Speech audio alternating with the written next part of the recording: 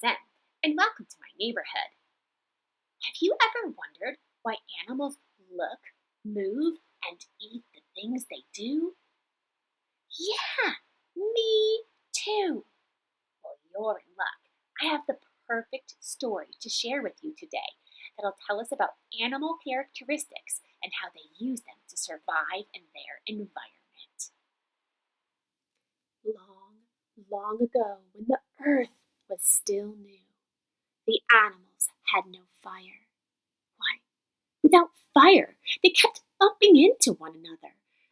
Ouch! Someone just stepped on my tail! And without fire, it was difficult to find food.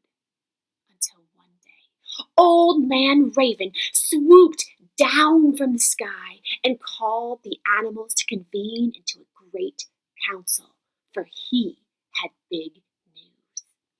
Fire, he squawked.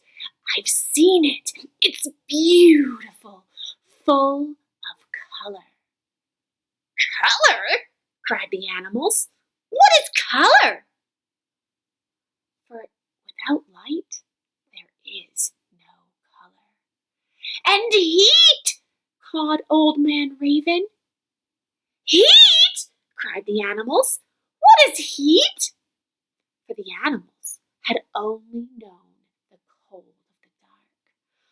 Oh, someone must go and bring back fire. And just where did you say this fire is? Said the animals.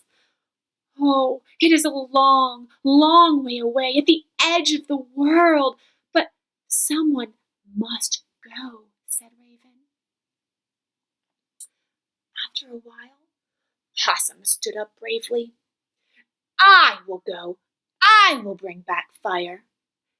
Now, Possum was a brave and fierce warrior, but he really didn't know about fire.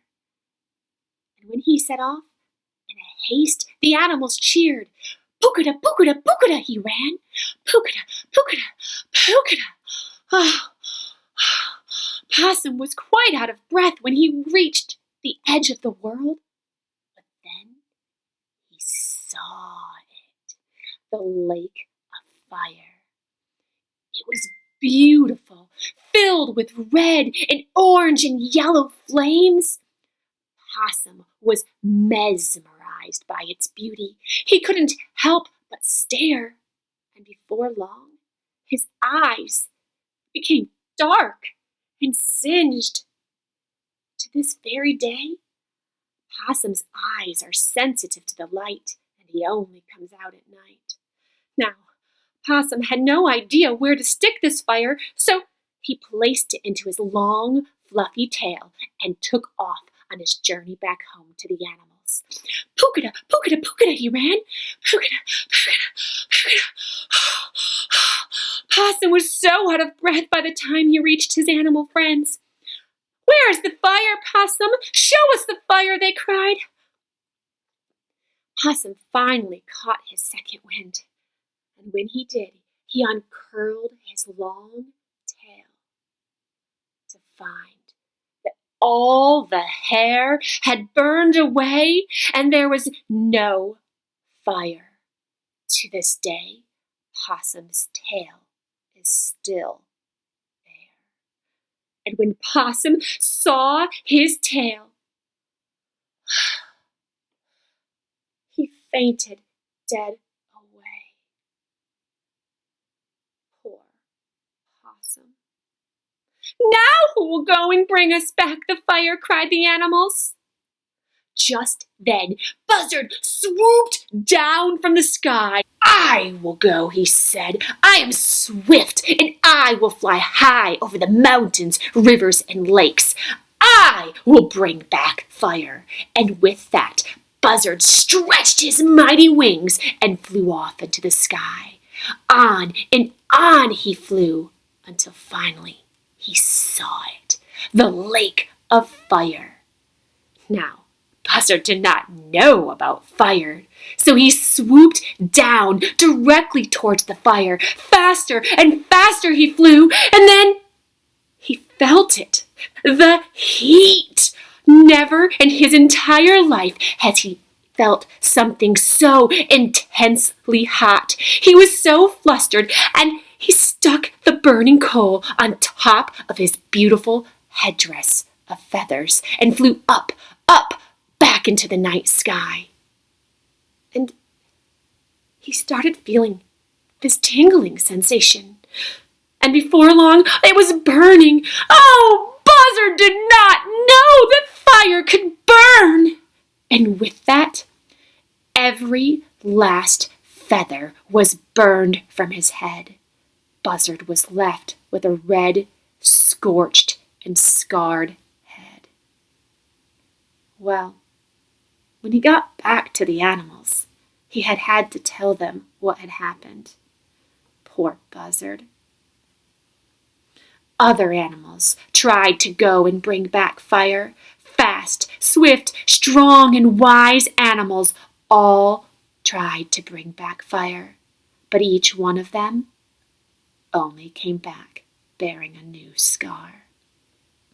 Well, many days had passed when Grandmother Spider slowly crept forward. "I will go and bring back fire," she said in her meek and humble voice. "What?" cried the animals. You will go and bring back fire? You are too slow, too little, too weak, and too old." "Yes, I am old, but I have listened to the stories others have told about trying to bring back fire. I understand fire. I may be slow, but sometimes slow is better. And as far as being too little and too weak, I think not. Strength can be measured in many ways." Unlike the other animals, Grandmother Spider prepared for her journey. She scooped up some wet clay and molded it into a small pot. She placed the pot on her back, and step by slow step, she marched on and on. It was a very long time by the time Grandmother reached the lake of fire. She thanked it for its heat and beauty, and she asked if she could have just but one small coal to place in her pot. Now, the pot had had plenty of time to dry, and it was ready for the fire. So Grandmother Spider placed the pot on her back and set off on her journey back to her animal friends. On the journey home, the coal grew bright, firing the inside of the pot, making it strong. When Grandmother Spider finally arrived back to her animal friends, the animals were buzzing with excitement. "Grandmother, Grandmother, where is the fire? Show us the fire!" "Be patient, my animal friends. Go fetch me some dry leaves and sticks and logs and put them into a pile." Now, the animals did what Grandmother had said, and she grabbed her pot and dumped the glowing coal onto the pile. Immediately, it burst into flames. The animals cheered, "Grandmother Spider, you have brought us the light!" In Grandmother's wisdom, she took some of the sparks of the fire and placed it in the trees and the rocks so that others could make fire without having to travel to the lake of fire. Now, Grandmother Spider was feeling very tired, but she knew she had just one more thing to do. She grabbed her small clay pot and placed in it 2 red-hot coals and climbed to the top of a tall mountain. At the top, she scooped out the large coal and flung it into the sky, and it became the sun. Then she grabbed the smaller coal and tossed it into the air, and it became the moon. Then she gathered the glowing embers from the bottom of the pot and took a deep breath and blew them into the night sky, and they became the stars.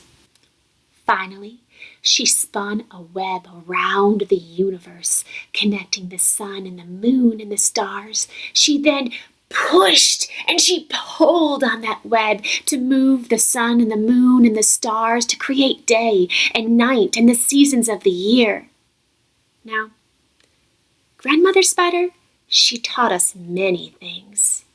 She taught us about pottery and weaving. She taught us about fire and light and dark.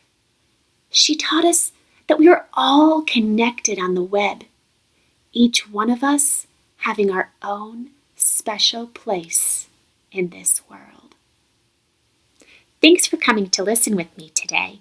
Grandmother Spider Brings the Light is one of my favorite Native American folk tales to retell during storytelling. It teaches us many great lessons, some about why animals look and act the way they do, about seasons of the year and the sun and the moon and the stars, and especially it teaches us all to appreciate the special things about one another. Well, I hope you had as much fun as I did today, and I'll see you next time. Bye, guys!